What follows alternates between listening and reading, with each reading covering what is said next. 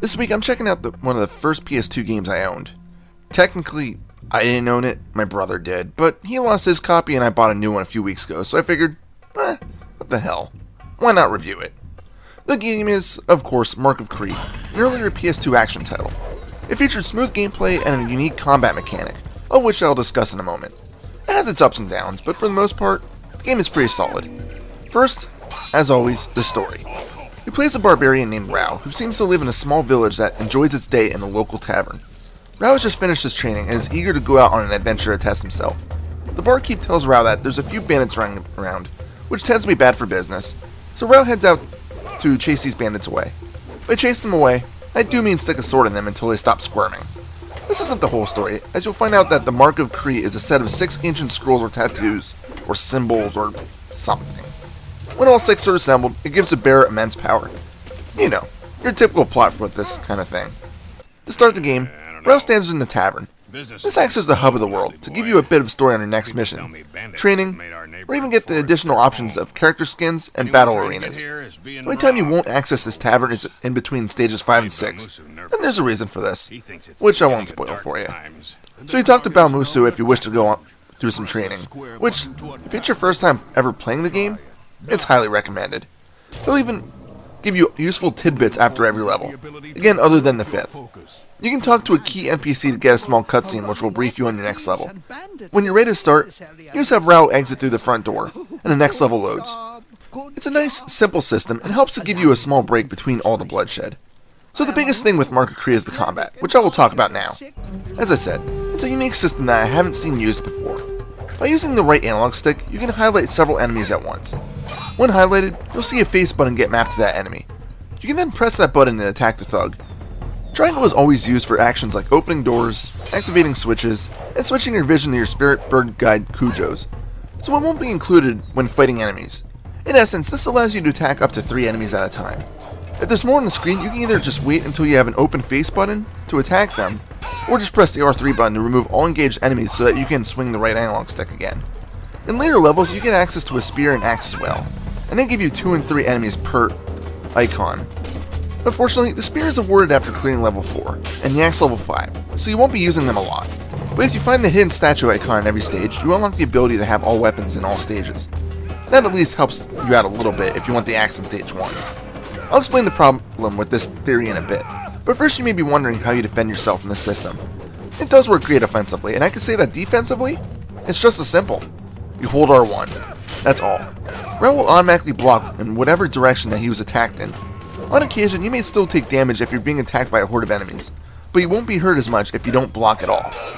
Okay, now that I got the combat out of the way, let me explain one problem I have with the game. Early on, you're taught how to stealthily take care of your enemies. This wouldn't be too bad if the game didn't focus so heavily on it in the middle levels of the game. If you mess up, you'll normally encounter a guy with a horn that summons about a half dozen soldiers or an archer that would be alerted and start sniping you. The guy with the horn isn't a huge problem as it lets you fight and engage the cool battle engine. However, archers deal out a ton of damage, and if you're being assaulted on the ground too, it can be nearly impossible to take out the archers before you get overcome. So there will be times where you screw up the stealth encounter and just want to restart your last save. It's frustrating. At least stage 6 says screw stealth, go balls out. Seriously. Level 6 takes place in the final evil creature's palace, and you'll be striking nothing but zombies. There's absolutely no stealth aspects in this final level, making this the most exciting one in the game.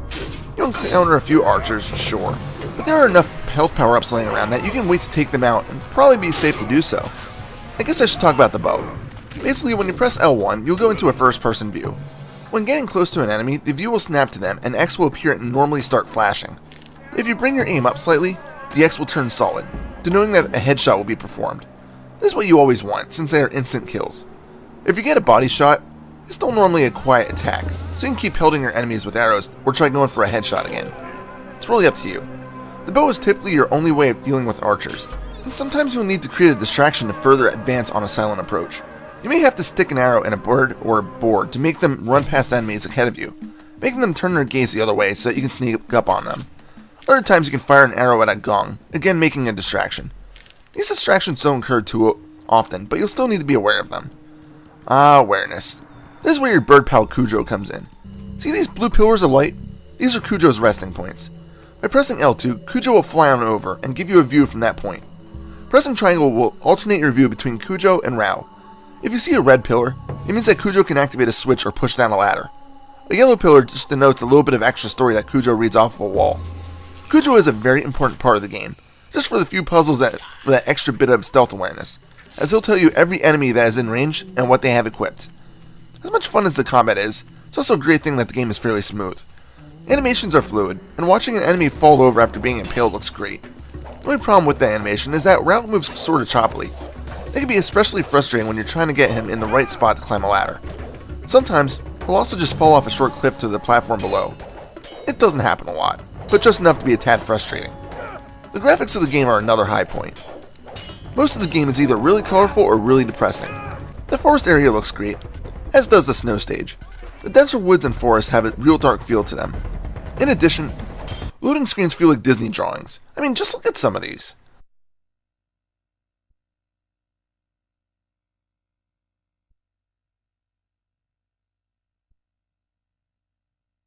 They don't seem to fit the bloody nature of the game, but they're cool to look at nonetheless. You also get access to a few challenges in each level. They usually have you performing special moves that you were taught in your training area, like perform a certain combo, perform a certain amount of stealth kills, or even disarm an enemy or two. When you unlock all of these challenges for a level, you'll open up a battle arena. Playing and completing these gets you access to additional player skins. Although there's no major flaws with the game, there are a few issues that prevent the game from being really, really good.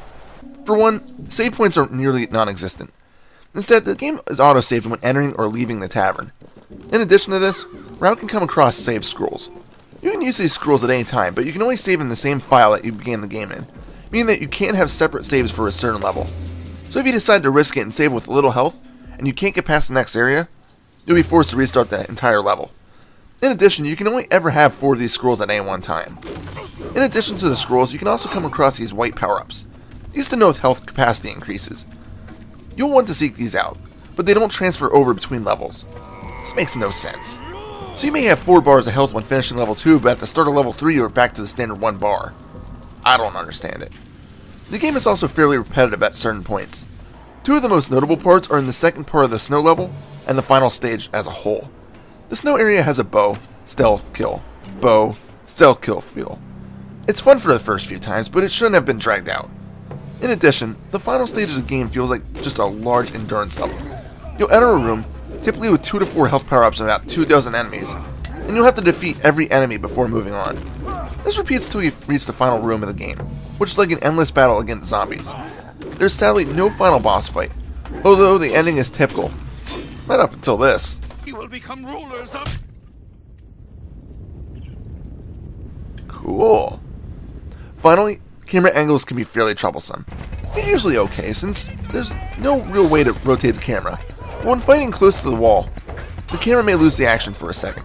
You can press L1 to flick the camera to rouse back, but in the heat of the battle, you usually won't think of this. Market Cree is a fun game, although it's a bit on the short side. Although there's a few faults with it, they are minor in nature and are more like annoyances. Other than that, the game is great and makes perfect use of the PS2 controller. A bit less stealth and more action would have been nice, but you get used to it. What's disappointing is that the game was released in 2002, and the ending sets up for a sequel. It's been, what, 13 years? So I doubt that sequel will ever happen. But you never know. This is definitely a fun game though, and if you get access to it, definitely give it a shot if you like action games. It's good for a weekend killer. Final score? 7 out of 10. This is Reaper. I'm on Facebook, facebook.com/ReapersReviews. Happy fragging.